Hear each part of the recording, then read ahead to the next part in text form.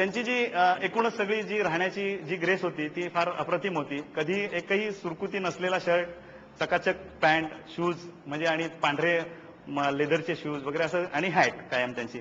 हा त्यांच्या घरातच बाल्कनीतनं येणाऱ्या प्रकाशामध्ये काढलेला फोटो आहे.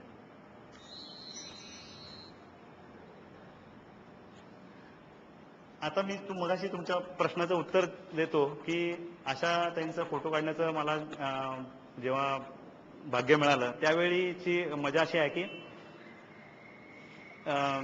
60व्या वर्षी त्यांचा वेगवेगळ्या वर्तमानपत्रांमध्ये वेगवेगळ्या मासिकांमध्ये मुलाखती आल्या. त्याच्यासाठी त्यांना अक्षरशः शेकडो फोटो सेशन्सला सामोरं जायला लागलं. त्यातलं माझं एक होतं. तर त्या रिलक्टंट होत्या पहिल्यांदा की आता काय किती काढायचे फोटो, आधीचे आहेत तेच वापरा वगैरे असं. पण त्यांनी वेळ दिली असल्यामुळे आणि आम्ही गेलो तेव्हा त्यांना अक्षरशः त्या म्हणलं की माझं डोकं प्रचंड दुखतंय. तर मी म्हटलं की ठीक आहे मग मी पॅकअप करतो. नाही म्हणे तुम्ही पुण्याहून आलात म्हटल्यावरती असं नाही मला तुम्हाला पाठवता येणार. तुम्ही एक अर्धा तास थांबा. मी माझ्या देखतच त्यांनी ब्रुफेन 400 घेतली तेव्हा आणि म्हटलं की अर्धा तासात चहा वगैरे घेऊ आपण आणि मग करू.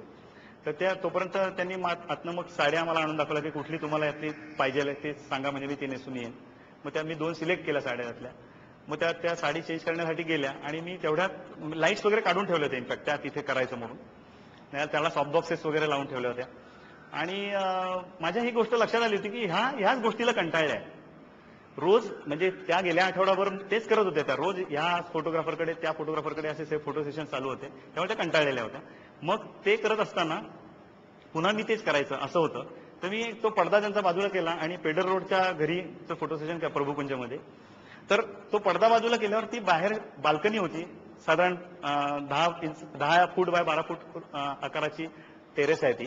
तर मी म्हटलं कामच झालं म्हणजे समोरच्या बिल्डिंगवरती जो पडलेला लाईट आहे रिफ्लेक्टेड तो सगळा रिफ्लेक्ट होऊन आलेला होता. सूर्यप्रकाश त्या बिल्डिंगवर होता तिथनं रिफ्लेक्ट होऊन आलेला होता. हा सगळा त्या प्रकाशात घेतलेले फोटो आहे. तर माझं कामच झालं म्हटलं बाकी सगळं ठेवून दिलं. मग भराभर पॅक केलं. त्या आतनं साडी चेंज करून आल्यावर म्हटलं अरे हे काय तुम्ही सगळं बंद करून टाकलं आपण काढायचं ना फोटो. म्हटलं हो इथे बाहेर काढूया आपण. तर त्या म्हणलं या लाईटमध्ये येतील बाहेरच्या बघा तुम्ही म्हणले मला काही प्रॉब्लेम नाही माझं डोकं थांबलं दुखायचं आता आपण करूया तुम्ही असं माझ्यासाठी असं करू नका चांगले यायला पाहिजे फोटो.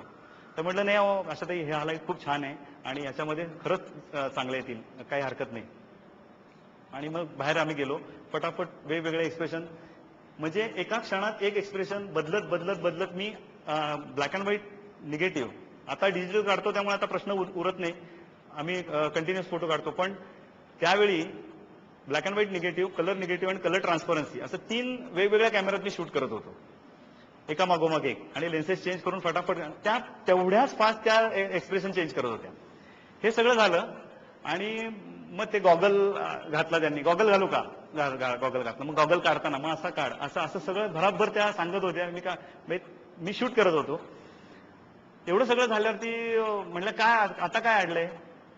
म्हणलं नाही अशा ते मला एक फोटो असा पाहिजे की ये रेशमी जुल्फों का जे गाणं आहे त्याच्यामध्ये तुम्ही जे हसलेला आहात ते हसणं मला फोटोत पाहिजे.